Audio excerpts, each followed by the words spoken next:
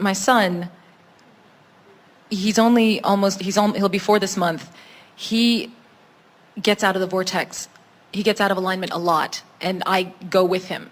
So now let's talk about what that means. Why would a child display evidence of being out of the vortex in that way? Resistance. But why would it be so big? Because the vortex matters so much. Because those little ones know the deliciousness of alignment and can hardly bear misalignment. You've learned to take it better. When you're out of the vortex, you don't have tantrums usually. When you're out of the vortex, you've learned to behave. You've learned to stuff your emotions. You've learned to ignore them. That's why you have to wake up at 4 o'clock in the morning with a dream. In other words, you've learned.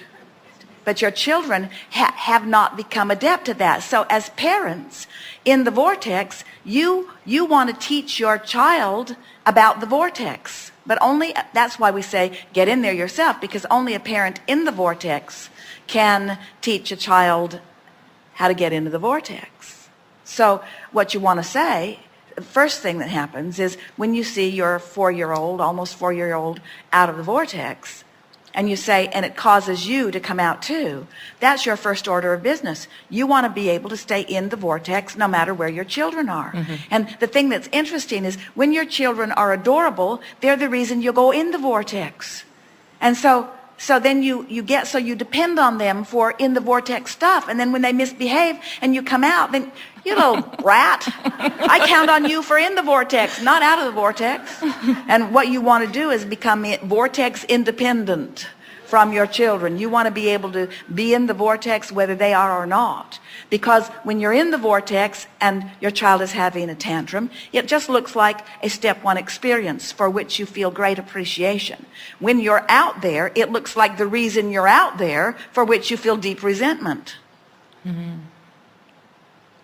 So take responsibility for your own relationship with the vortex and then parent your children. In other words, our friend says, how does it relate to action? We say, get in the vortex and then do anything you're inspired to.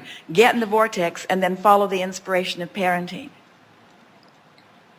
So for those little jobs like getting lunch ready in the morning, getting out of the, I find that there's a lot of contrast in the morning, getting them ready for school. Well, it's mostly because you haven't pre-paved it in a way. In other words, let's talk about this balance. And we have certainly said it enough times today that you are ready for us to not say it again, but it won't stop us, that getting in the vortex is really what it's all about. And that's that balance that we're talking about. So in the same way that if you were to spend more money than you're bringing in, you'd soon get out of balance. If you were to breathe more air out than you breathe in, you would very soon get out of balance. And if you ask more action of yourself than the time allows, you get out of balance. But you never do that when you're in the vortex. In other words, when you're consistently in the vortex, it's in the same way that we were saying that in the vortex all cooperative components are being assembled, and it's not just the cooperative others, it's your own cooperative thoughts and your own cooperative behaviors and your own cooperative ideas. So when you get tuned in and you're consistently in the vortex, now you're taking care of things that you usually would do tomorrow right now in a seamless way. So that as you move into tomorrow, so much of it has already been taken care of because while you were at the grocery store, you thought of it. And when you were unloading the groceries, you thought of it. You were doing it in seamless ways, or someone else offered it, or it came to you in another way, or you got a whole new idea about something that you won't ever even have to do again because you're dealing with it in another way. There are all kinds of things that occur to you. But if you're trying to take care of your kids and trying to manage all of these things from outside the vortex, then it's like just one more thing compounds another, and it feels like there's never enough time. If you really want to find a way of leveraging time, get in the vortex. It will feel to you almost like time is standing still while you're thinking up things to do. It is an amazing transformation that takes place when you get up to speed with the vortex, because you finally, for the first time in your life, get up to speed with time. And when you're up to speed with time, You can get more done in a segment of time. It's like time is a perceptual thing anyway, you see. And she would have sworn that it took 5 hours to do this particular editing task. It's taken 5 hours to do that particular editing task for over 10 years. And now it takes 3 hours to do it, and she cannot for the life of her figure out why. It's the same size of file. Well, it's because she's thought of some techniques. She got a little time calculator. She's a calculator that subtracts minutes. She didn't even realize it existed, and someone just handed it to her. Her concentration is keener. Her dexterity and her ability to use the mouse in the editing process. She has trimmed 2 hours out of a 5-hour process and can't begin to tell you how she's done it, but she's done it. Wow. Because she's editing from inside the vortex rather than, oh, I need to get this done. If I don't get this done, then it'll hold Phil up, and then it'll hold Tracy up, and then it'll hold Sylvia up, and then it'll hold all the clients up. In other words, from inside the vortex, she's inspired to different behavior. We're not kidding you.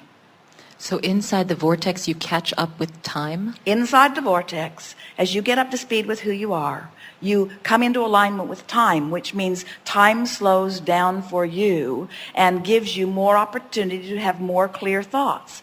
Now, you could say, we said you catch up with time, or we said time slows down for you.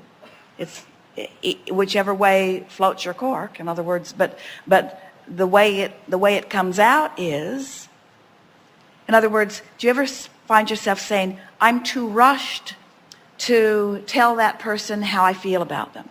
I've been meaning to sit down and write them a note to express to them how I feel about them. Well, when you're in the vortex, the opportunity will reveal itself to you, and you'll be queued up, and it'll just pour out of you. You didn't need extra time. You don't need extra time for most of the things that are important to you. You just need to be in the vortex. Try it, you'll like it. In other words, those of you who are spending time in the vortex, you know what we're talking about, don't you? And just from an exaggerated standpoint, you know the difference between being in a good mood and being in a bad mood and the way life treats you. When you're at your orneriest, isn't that always when you get the orneriest, most unwilling to help you out people? Don't you meet them everywhere? You call room service, there's one. You call valet parking, there's another one. You go to a restaurant, there's another one. They're just everywhere you go. You say, what's the world coming to? Is everyone ornery? No, everyone isn't.